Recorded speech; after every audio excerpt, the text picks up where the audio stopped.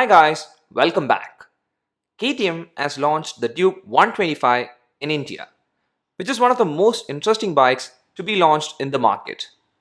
It's not the normal 125cc bikes in the market. It's a totally different one. It's more of a performance motorcycle, and from the starting ex-showroom pricing of approximately 1.18 lakh, it's competing with premium 150 to 200cc bikes in India.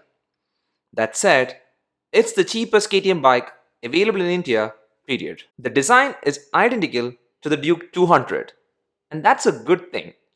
The front tire is 110 mm in thickness and it's the tubeless type, and the rim is 17-inch alloy. The headlight has the Duke DNA, which looks aggressive. The headlight, along with the indicators flanked on either side, gives the Duke 125 a powerful first impression. The headlamp is an halogen lamp. We didn't test the headlight visibility at night, but we will be doing that in a later video. The speedometer panel in the Duke 125 is the digital one with orange backlight. The visibility in direct sunlight is good, and the panel here has a racing theme and shows a whole lot of information like the speed, RPM, gear position, time, trip, fuel level, etc. The frame of the Duke 125 is a trellis frame which is similar to the one in the Duke 200.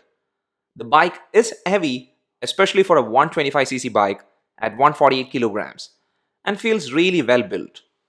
The seats used here are the split type, and the riding posture is very comfortable. You can use it in a normal commuter position, or if you want to cruise, then you can tuck in your leg and get a perfect hold. The cushioning for the rider seat is sufficient, but the pillion is not going to enjoy much here. The seat height is 818 mm, and for me, my foot was perfectly planted and the height of the bike was spot on. And for your reference, my height is 176 centimeters. The front suspension in the bike is the WP upside down suspension, and the rear is the WP monoshock suspension. The brakes used in the Duke 125 are excellent for the price. The bike gets a single channel ABS, with the front being a 300 mm disc and the rear being a 230 mm disc brake. With the addition of single channel ABS, the braking is gonna be more safe, and I really wish every performance bike are going to use at least a single channel ABS for their future bikes. The tank of the Duke 125 is same as the one in the Duke 200. The graphics here looks attractive with the Duke and 125 branding. The color scheme is also really good, and the curve for your leg is perfect for you to easily tuck in your leg. The tank capacity is 10.2 liters, and I'm not sure what the mileage is going to be, but I think it will probably be between 35 to 40 km per liter. The handlebar has a silver accent, and all the switches has backlighting. The handlebar position seems to be spot on for an enjoyable ride. The left side of the handle gets the dim bar bright switch, indicator toggle, horn, and also the pass light. The right side has the engine kill switch and the self start button. Duke 125 also get the underbelly exhaust like the Duke 200, and it has a single exhaust port. The rear tire is 150 mm in thickness and it's the tubeless type. The rim here is also 17-inch alloy.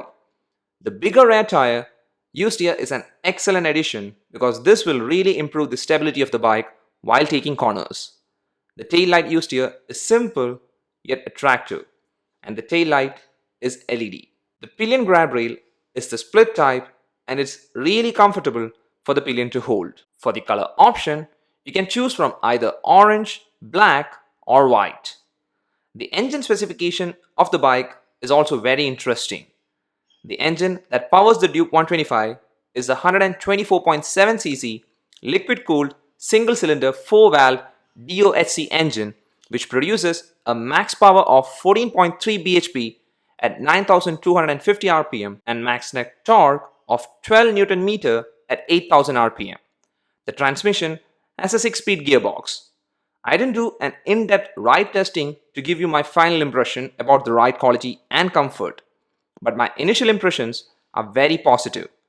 KTM is setting a standard here by saying that the specs on paper is not everything, and I have to say this again. This is not the typical 125cc bike. Duke 125 is still a Duke, and surely I feel the pricing is not that high. All the features and overall construction feels top notch, and I think we'll see a lot of Duke 125 on road.